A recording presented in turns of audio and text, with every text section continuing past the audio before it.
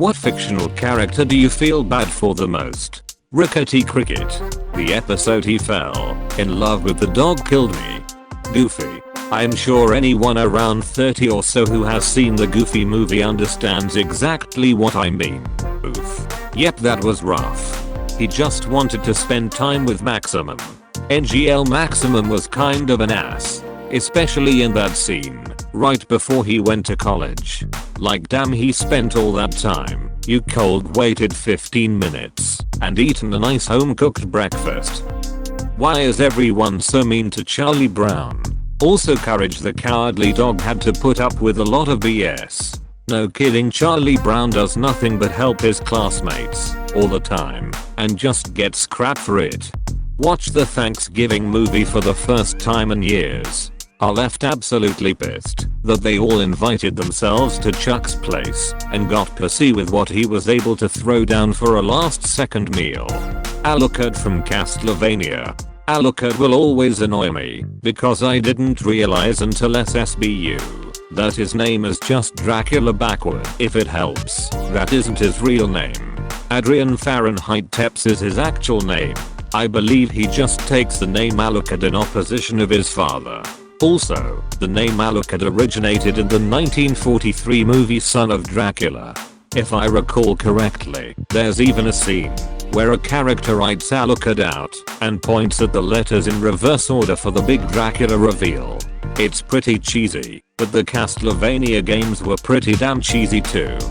The brother and sister from the Grave of the Fireflies. That's based on a true story.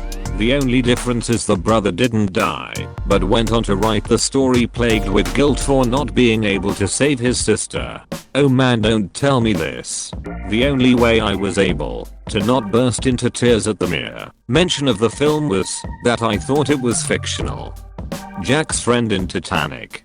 Imagine, you sneak onto a world-class cruise with your best friend in the whole world, only for him to completely ignore you for a mediocre girl, only for you to fucking die when the ship sinks. John Marston. John, his wife and his young son lived life on the run in an outlaw gang. It begins to tear itself apart under the pressure of Pinkerton detectives. Spoilers ahead, he's left for dead by the gang's leader. But John pulls through with the help of his dying friend. He sees a chance for his family to run and try to live straight. And they do. John takes up legal work as a ranch hand and a bounty hunter. He gets bank loans approved and now has the money to build a house and barn on a property of his own.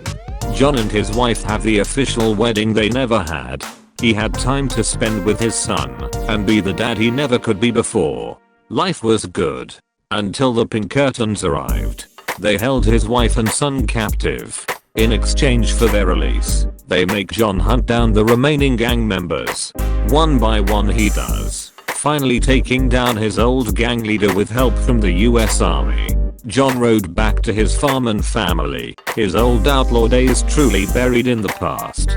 Weeks later, the army soldiers and Pinkertons converged on John's farm and opened fire. It was now his turn. His family fought their way to their barn, and at John's request they escaped on horseback.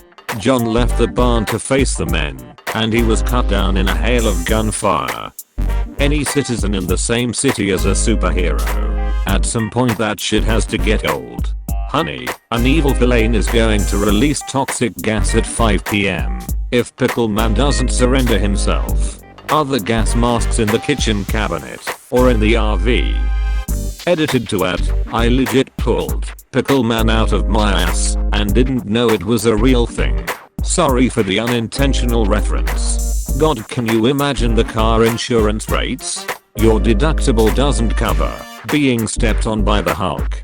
This is the third time this year you've claimed your car was used as a projectile weapon by Superman. Maybe park in a different lot. Anyway, your rates are going up again. Not to mention 8-month waiting list for windshield replacements. Well, if Dr. Doom had announced this was going to happen, we could have stocked up. Any character that loses their glasses, then while they are crawling on the ground looking for them, the glasses gets broken. I have no idea why, but that moment always makes me feel worse than most other things. The Twilight Zone episode Time Enough at Last. I felt that crunch. I felt bad for Jerry from Parks and Rec, until it was revealed he has a massive dick and a hot wife. The scene where he is showing the team his lovely proposal for the new urinal, all the townspeople's faces in a collage, which creates the city hall building, and they all relentlessly mock him and ignore his picture. It's hilarious, yes, but truly heartbreaking. The fish from SpongeBob who is always hurting his leg. Like, at this point it's not just a series of coincidences, it's a full-blown curse, as whenever his leg recovers it is injured almost immediately after. When will the final injury ensue, and he will be forced to amputate? Will we ever know? His life is a perpetual chain of events resulting in pain and suffering that cannot be stopped. All the kids that go to Hogwarts when HP went there. Shit man, I'm just trying to create a potion that will make broccoli taste like chocolate. Now I gotta fight a war with giant snakes, racist wizards, and shit.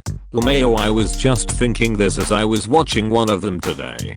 Harry Potter's existence must fucked up so many kids' experiences at Hogwarts. Doofenshmirtz. Dude got left for a whale. His parents didn't show up the day he was born. He could have probably financed the whole therapy industry himself with all that trauma. I present to you, the Trauminator. It's not really an invention, just an autobiography. I read that in his voice. Mrs. Everdeen from the Hunger Games. She loses her husband in a mine explosion. Then almost loses Katniss in the Hunger Games twice, and then Prim dies another explosion. She was already broken after her husband, and was barely starting to recover, but that last blow really must have hurt her. I can't remember if the book clarified on that. I believe Katniss' mom moves to a different district and works as a nurse. She and Katniss speak on the phone from time to time, if I recall correctly. It's been a while. Joey Tribbiani. Everybody gets a character development except for him. He gets dumber and dumber, and it's just sad. Edit. I remembered watching great video essays about Friends by a YouTube channel called The Take. Here is Joey's. If we'll look at 321, we all realize Joey is always a thoughtful friend. Thus, I'm so sorry my fellow redditors, but there goes the argument of Joey's development in the last seasons. He is always the way he is. He just grows old, that's all. That one lady who gets picked up by the pterodactyls in Jurassic World and then almost drowns before getting picked up again, only to be eaten by a mosasaurus. All she did was say her fiancé couldn't have a bachelor party. You know that had to be a writer trying to get back at his fiancé for not allowing him to have a bachelor party, so he figured he'd kill her fictionally.